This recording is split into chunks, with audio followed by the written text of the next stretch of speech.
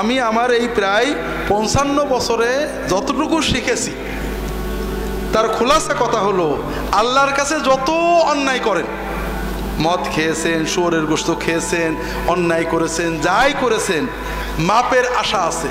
আল্লাহ মাপ চাইলে মাপ করবে, না চাইলেও করতে পারে। কথা বুঝতে পেরেছেন? আর একটা গুনাহ আল্লাহ মাপ না চাইলে মাপ করবে না, তওবা পুরো করলে সেটা হলো শিরকের গুনাহ। আর একটা গুনাহ আল্লাহ মাপ চাইলেও পুরো মাপ করবে না, সেটা হলো বান্দার হক, মানুষের ক্ষতি করেছেন। কথা বুঝতে পেরেছেন?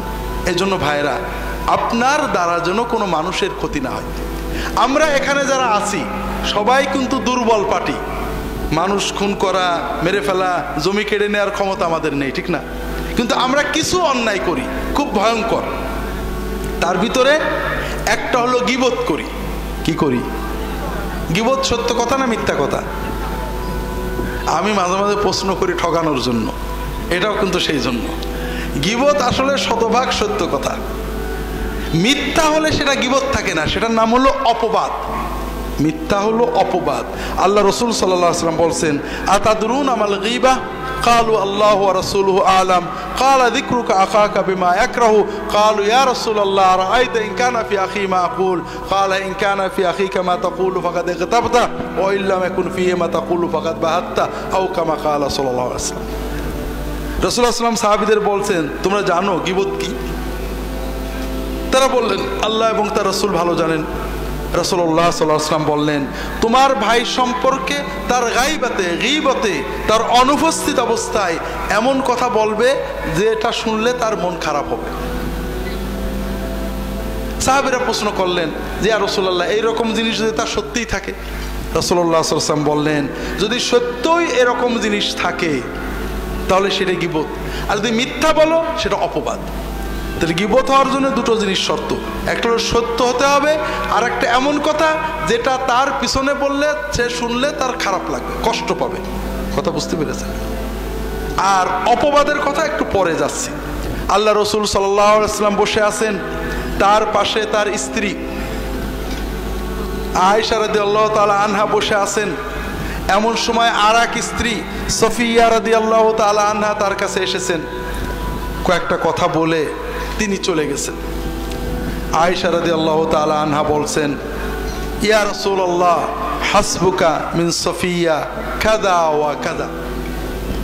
তা আয়েশা রাদিয়াল্লাহু তাআলা বলছেন যে ইয়া রাসূলুল্লাহ, আপনার স্ত্রী সফিয়া, তার তো এই ত্রুটি আছে। কথা বোঝেননি? কথা বুঝতে পেরেছেন? আয়েশা সত্য বললেন না মিথ্যা বললেন? সত্য বললেন। সফিয়া চলে যাওয়ার পরে আয়েশা একটা সফিয়ার সত্য দোষের কথা বললেন যে আপনার স্ত্রী সফিয়ার এই দোষ আছে। আয়েশা রাদিয়াল্লাহু তাআলা আনহার এই কথা শুনে রাসূলুল্লাহ সাল্লাল্লাহু আলাইহি ওয়াসাল্লাম বললেন, ইয়া আয়েশা লাকাদ কুলতি কালিমাতান লাউ মুজিজাত বিমাইল বাহরি লামাজাজাত। আয়েশা, তুমি এমন একটা কথা বললে, একটা বাক্য বললে, এই বাক্যের ভিতরে এত দুর্গন্ধ, এত ময়লা, এত নাপাকি, এত পাপ আছে যে সমুদ্রের পানিতে এটা ঠেলে দিলে, সমুদ্রের পানির ভিতরে এই বাক্যটা ফেলে দিলে পুরো সমুদ্রের পানি নাপাক হয়ে যাবে। তো ভাইরা, এইরকম কথা আমরা কি বলি না? বলি না? বছরে দু একটা। হাজারিন, 5 জন 2 জন মেয়ে এক জায়গায় হলে কথা বলেন, অমকের বাড়ি দাওয়াতে গেছিলাম, এই দুল পরেছে, এই ফুল পরেছে, এই শাড়ি পরেছে, এই রান্না করেছে ইত্যাদি সমালোচনা করেন না? সওয়াব হচ্ছে না গুনাহ হচ্ছে? কত কঠিন গুনাহ যে কিয়ামতের দিন আপনার নেকিগুলো কেড়ে নিয়ে যাবে। আমরা 5 জন এক জায়গায় বসলে ইমাম সাহেব, মৌলানা সাহেব, মন্ত্রী সাহেব, অমক সাহেব গীবত করি না? গুনাহ হচ্ছে না সওয়াব হচ্ছে?